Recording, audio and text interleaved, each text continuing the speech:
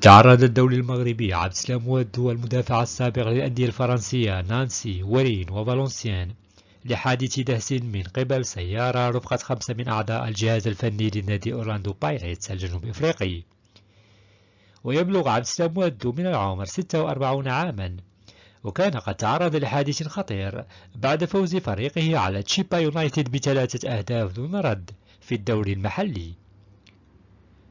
وبحسب بيان صادر عن نادي أورلاندو بايريتس، كان وادو ومساعدوه ينزلون من الحافلة التي كانت تقلهم إلى جوهانسبورغ لمساعدة ضحايا حادث آخر عندما تعرضوا للداس.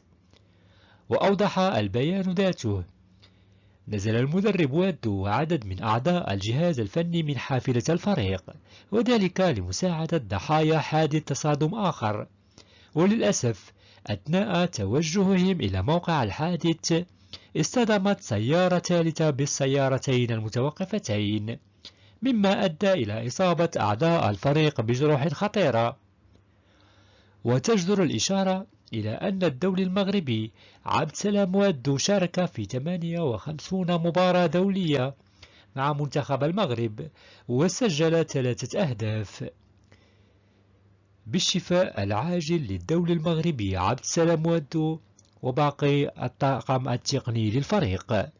نسأل الله السلامة والعافية للجميع.